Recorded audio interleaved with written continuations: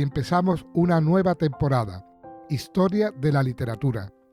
Empezaremos por la literatura oriental, en concreto por la literatura hebrea. Entre las literaturas orientales, la hebrea es la que ha ejercido mayor influjo en la cultura occidental, particularmente a través del cristianismo.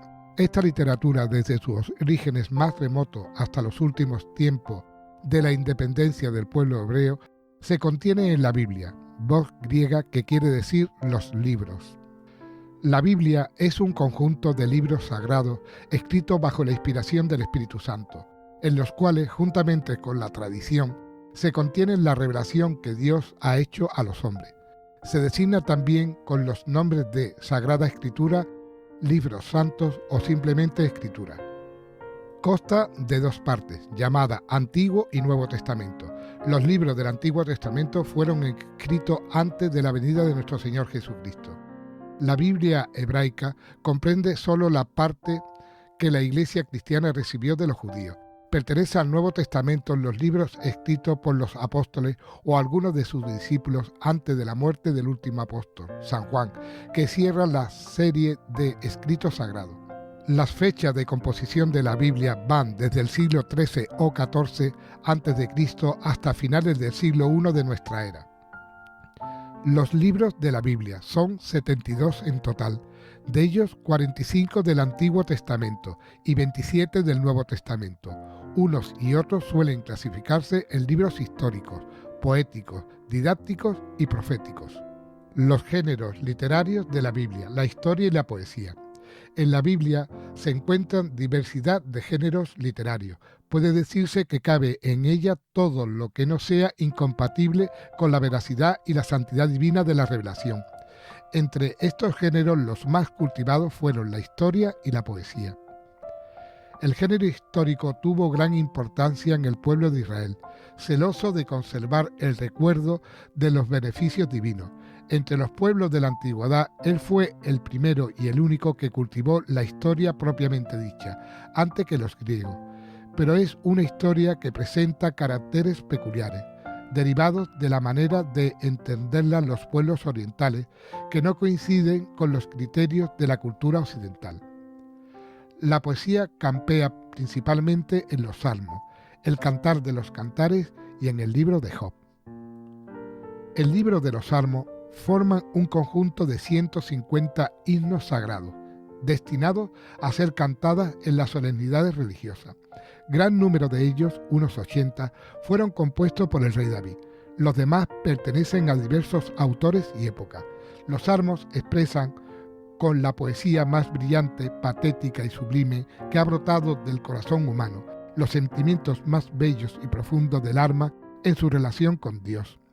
Adoración, agradecimiento, confianza, humildad, arrepentimiento. Por eso han sido y serán siempre fórmulas inigualables de oración universal. El Cantar de los Cantares es una especie de gloga pastoril que tiene por asunto los amores de un pastor y una joven sulamita, reflejados con candorosa inocencia, pero con vehemencia sin igual. Bajo esta alegoría profética se representa la unión de Dios con su pueblo escogido y el amor y la unión de Cristo con su iglesia y con las almas, según la tradición. Su autor fue Salomón. El libro de Job, de autor desconocido, refiere las tribulaciones de este santo varón y su paciencia y resignación para soportarla. De ello toma pie para discutir y tratar de esclarecer el problema del dolor, que no siempre es castigo del pecado, sino permitido por Dios en su impenetrable designio. Está escrito en forma dramático-dialogada. Por su unidad y por sus dimensiones, aventaja a los libros citados, y no le cede en vigor y en belleza de estilo. También reviste en forma poética los oráculos de algunos profetas, particularmente Isaías, las lamentaciones de Jeremías, los libros de los proverbios, Eclesiastes y Eclesiásticos, y algunos trozos de los libros históricos, como el Cántico de Moisés, después del paso del Mar Rojo, y el Éxodo y la elegía de David por la muerte de Saúl y Jonatán, en el segundo libro de Samuel. Valor literario de la Biblia. La Biblia tiene el privilegio exclusivo de ser a la vez libro divino y humano. Sin olvidar su carácter divino, podemos detenernos en su aspecto humano y considerar la belleza literaria que nos ofrece, variadas y desiguales según la diversidad de sus autores. En conjunto, la literatura bíblica presenta cierto carácter de perfección que da a su obra el derecho de ser considerada como clásica en el mismo sentido que la de Grecia y Roma. La proporción, la medida y el gusto fueron en Oriente patrimonio casi único del pueblo hebreo. Por otra parte, la vehemencia de la expresión, el brillo de las imágenes y la profundidad y la nobleza del sentimiento que abundan en los libros proféticos, en el de Job, en los Salmos, y por otra, la sencillez y la naturalidad en su relato, la tierna y honda humanidad de algunas escenas del Antiguo Testamento, la belleza y sublimidad de la doctrina del Nuevo, han hecho de la Biblia, más que el libro de un pueblo, el libro de todo el género humano. Literatura india.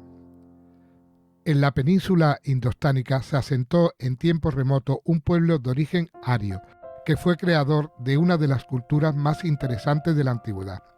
Entre las manifestaciones culturales de este pueblo sobresale su literatura, muy importante por la calidad de las obras que produjo y por el influjo que ha ejercido en la literatura occidental. La mayor parte de la literatura india antigua está escrita en sánscrito, lengua de origen indoeuropeo, emparentada con el latín y el griego. Entre los caracteres dominantes de esta literatura hay que señalar su profundo sentido religioso, de tendencias panteístas, y la abundancia de elementos ornamentales que la hace muy brillante, pero excesivamente recargada. Los Vedas. Los monumentos más antiguos de la literatura india son los libros sagrados denominados Vedas. Forman 4 colecciones que contienen las primitivas creencias religiosas y filosóficas de la India. Ninguno de tales libros pertenece a un solo autor, sino que son productos de varias generaciones sacerdotales, que los redactaron durante un largo periodo de tiempo, desde el siglo XV al siglo V a.C. Los Vedas fueron extensamente comentados y ampliados en los Brahmanas y Sutras. De las colecciones de los Brahmanas, los más importantes son los Upanishads, comentarios que nos ofrece la versión sacerdotal y especulativa del brahmanismo, mientras que los Sutras, a los cuales pertenece el Código de Manu, se nos presenta la versión popular y práctica. La epopeya. También son resultado de larga elaboración las 2 grandes epopeyas de la literatura india, el Mahabharata y el Ramayana. Ambos poemas se hallan compuestos de slokas, estrofas de 2 versos, y su núcleo central, de fondo histórico, ha sido objeto de numerosas interpolaciones de tipo filosófico y moral, conforme con el pensamiento brahmánico. El Mahabharata es un extenso poema de 200.000 versos, redactado a lo largo de los siglos 4 a.C. a 4 después de Jesucristo. Su tema principal es la lucha de los 5 hermanos por la posesión de un reino, pero en su conjunto es una verdadera enciclopedia de leyendas y tradiciones mitológicas indias y de extensas disquisiciones filosóficas cuyo interés poético y moral no ha decaído aún para los indios.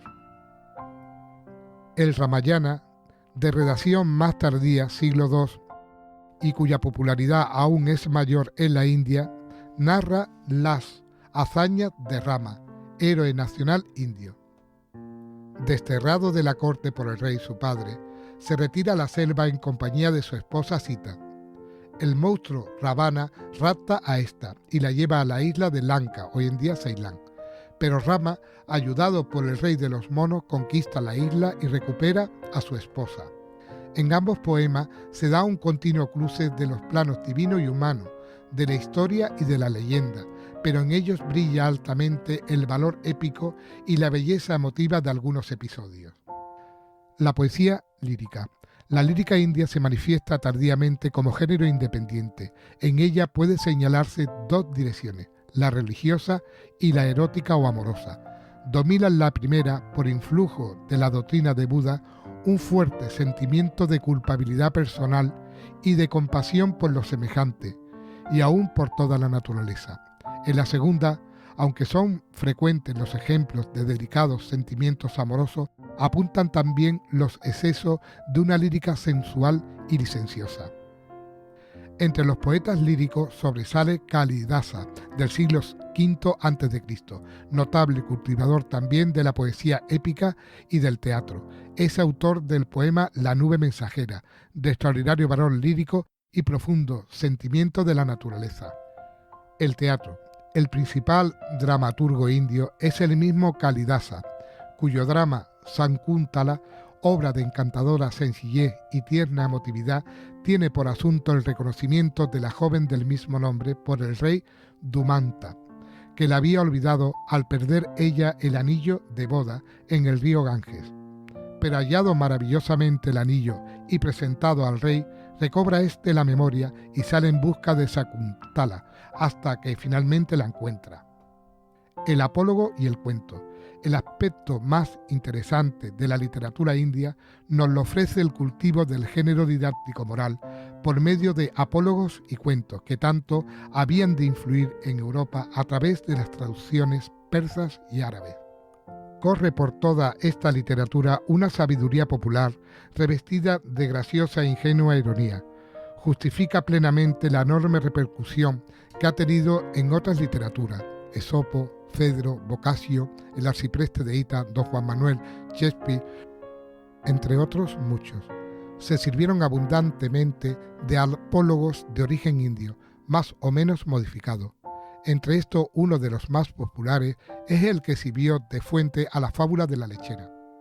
A finales del siglo XIX, en contacto con la literatura inglesa, surge una serie de escritores indios que, usando el bengalí como lengua literaria, atraen de nuevo la atención sobre las letras indias.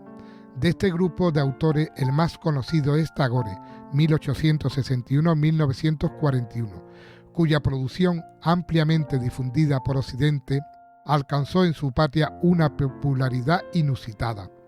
Colección de breves poemas penetrados de vivos sentimientos líricos y religiosos. Tagore, que desempeña en su vida una importante misión patriótica y educativa, canta en El jardinero el mensaje de paz y alegría que el niño representa. Sobresale también como dramaturgo en El cartero del rey. Parte de su obra, que le mereció el Premio Nobel en 1913, fue traducida por él mismo al inglés y consiguió en este idioma los mismos efectos poéticos que en su lengua propia.